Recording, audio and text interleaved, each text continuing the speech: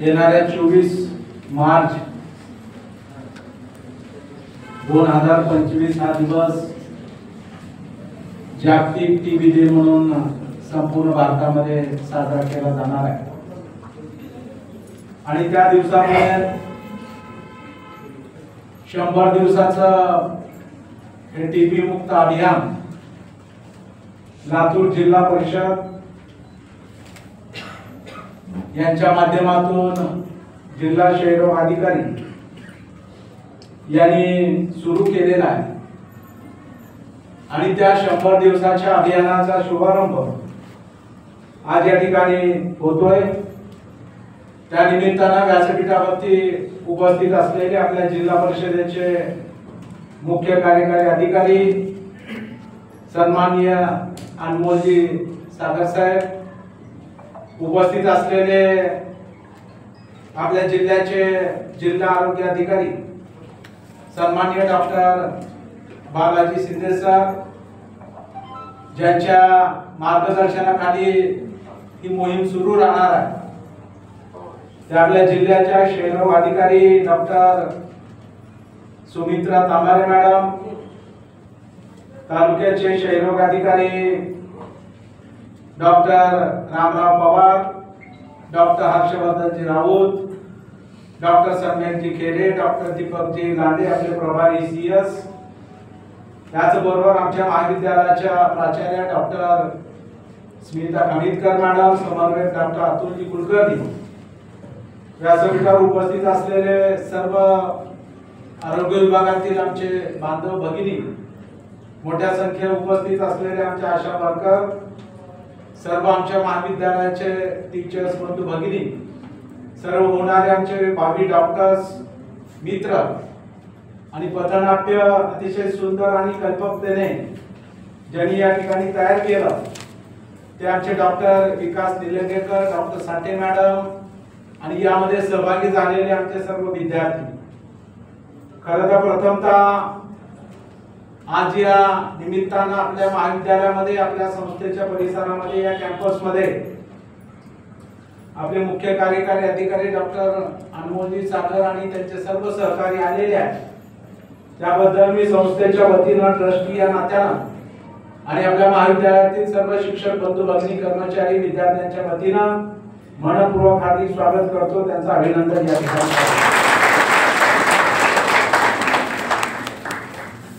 कालपर्यंत मुंबईमध्ये अधिवेशन होतं आणि आपण इथे येणार आहेत म्हटल्यानंतर आवर्जून मला पुढे औषधाकडे जायचं होतं, पण तरी पण मी मॅडमना सांगितलं होतं, तांबारे मॅडमला, की मी सकाळी नक्की येऊन जाईन।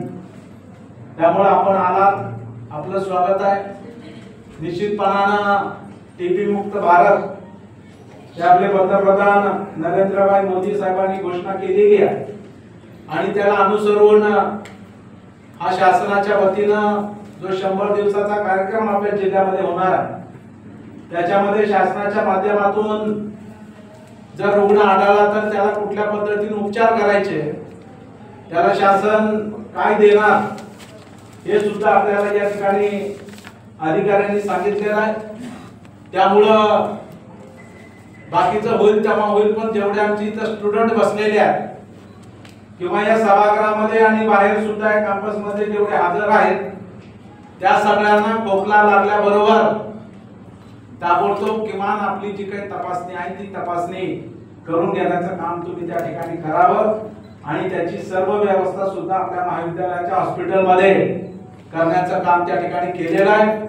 आणि त्याला सुद्धा अशा पद्धतीनं जर त्या ठिकाणी क्षयरोग होऊच नाही पण चुकून निघाला तर शासन ज्या पद्धतीने ही सगळी मोहीम राबवत आहे, मग ते मोफत औषध असो, मोफत त्याला लागणारा आहार असो, किंवा त्या ठिकाणी अत्यंत गरीब रुग्ण आहे तर त्याला 1000 रुपयाचं मानधन सुद्धा त्या ठिकाणी इतर खर्चासाठी देण्याचं शासनाने योजना आणलेली आहे।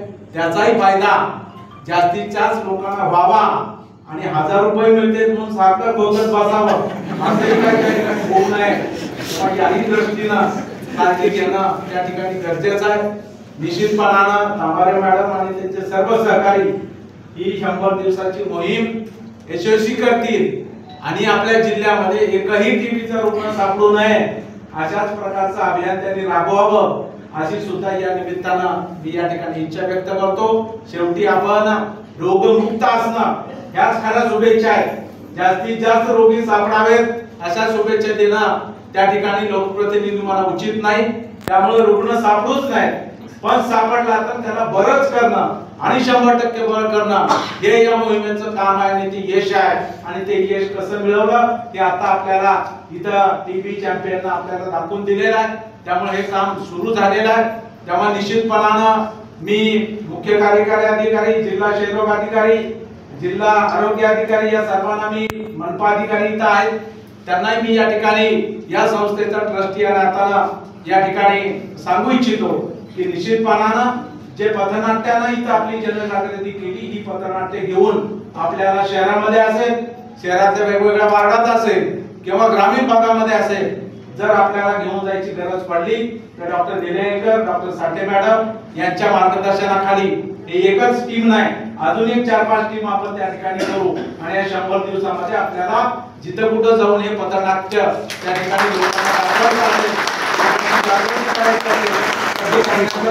आमचे विद्यार्थी आणि आमचे डॉक्टर्स त्या ठिकाणी नक्की करतील ही ग्वाही सुद्धा या निमित्ताने मी या ठिकाणी देतो।